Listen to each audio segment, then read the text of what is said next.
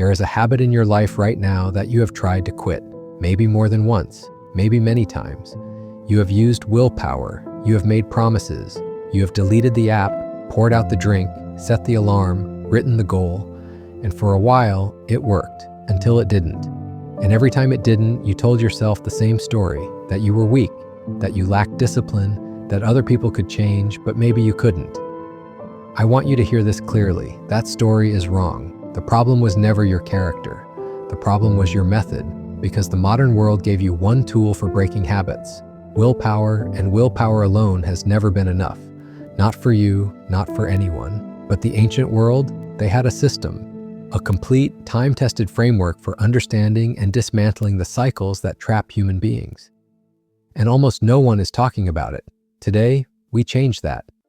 Over 2,500 years ago, long before neuroscience had a name, ancient thinkers were already mapping the mechanics of human behavior with stunning precision. The Buddhist tradition spoke of samsara, the wheel of repetitive cycles, not just in a spiritual sense, but as a deeply practical description of how human beings get trapped in patterns of thought and action that they repeat without awareness, without choice. The Stoic philosophers of ancient Greece and Rome called it epithymia, disordered desire, the pull toward things that feel good in the moment but erode who you are over time. And in ancient India, the Vedic texts described vasanas, mental impressions, deep grooves carved into the mind by repeated action. The more you repeat a behavior, the deeper the groove. And the deeper the groove, the harder it is to choose a different path. What is remarkable is how closely these ancient frameworks align with what modern neuroscience now confirms. Habits are neurological loops, a cue, a routine, a reward, carved into the brain through repetition. The stronger the loop, the more automatic the behavior. The more automatic, the less conscious choice is involved. This is why willpower fails. Willpower operates in the conscious mind. But habits live in a much deeper place, in patterns so ingrained they run almost entirely beneath your awareness. To break a habit, you cannot fight it from the surface. You must go deeper. Before we talk about how to break a bad habit, we must understand why it formed in the first place. Every bad habit, every addiction, every compulsion, every destructive pattern began as a solution. The ancient Stoics understood this deeply. Marcus Aurelius wrote that the soul is dyed the color of its thoughts. What we repeat, we become. But what we repeat, we originally chose because it served us somehow. The drink numbed the pain, the distraction silenced the anxiety. The food filled an emptiness that had nothing to do with hunger. The bad habit was never really about the habit, it was about what the habit was doing for you beneath the surface. This is the insight that changes everything. A habit is not a flaw. It is a coping strategy that has outlived its usefulness. Ancient Buddhist teaching goes further. It teaches that at the root of every destructive cycle is one of three forces: craving, aversion, or ignorance.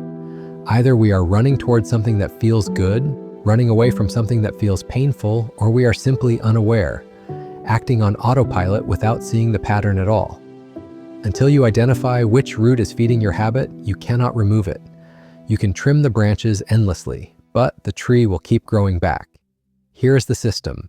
3 stages drawn from the convergence of ancient wisdom across multiple traditions.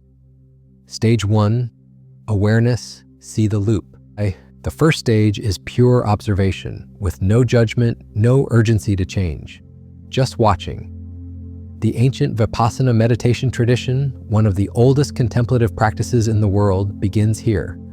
Before any transformation is possible, you must become a witness to your own patterns. What triggers the habit? What feeling precedes it? What relief does it provide? What cost does it carry?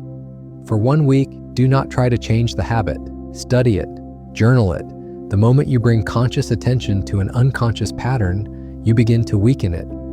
Awareness is not passive, it is the first act of liberation.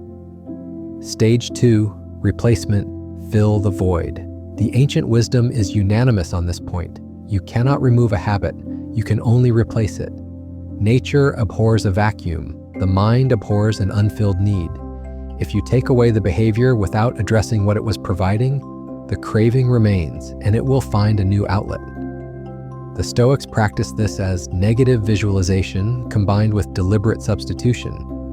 When the urge arises, you do not suppress it, you redirect it.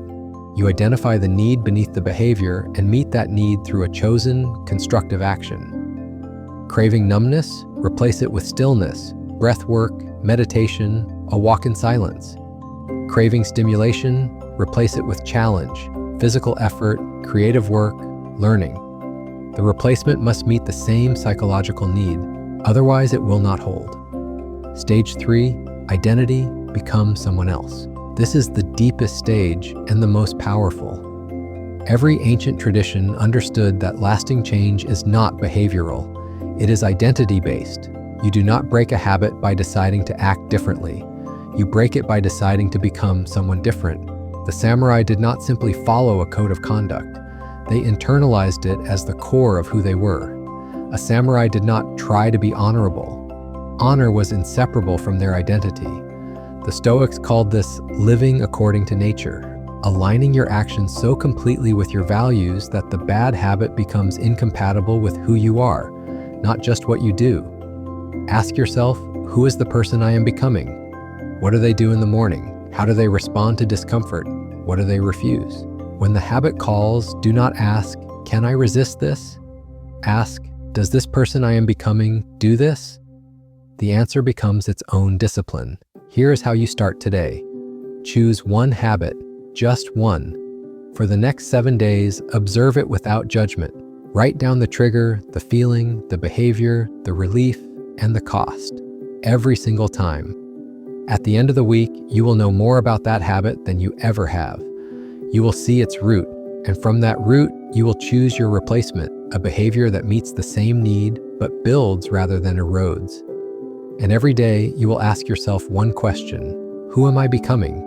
Not, am I perfect? Not, did I fail today? Just, who am I becoming? And is this action aligned with that person? That question, asked with honesty and consistency, is more powerful than any resolution you have ever made. The ancient world did not have the distractions we have, but they had the same human nature, the same cravings, the same cycles, the same capacity for both destruction and transcendence. And the greatest among them, the philosophers, the warriors, the monks, they did not overcome their patterns through force of will alone. They built systems, they built awareness, they built identity. The habit you are fighting is not stronger than you. It is older than your intention to change. And that is a very different thing.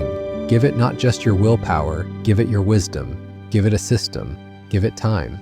The mind is the beginning of every great journey. And this is where your journey begins. If this gave you something real today, subscribe to Ancient Mind, Modern Path. Every video here brings you wisdom that has survived centuries, because it works. And tell me in the comments, what is the one habit you are ready to understand? Not fight, understand. Let's talk about it. Walk your path. I'll see you in the next one.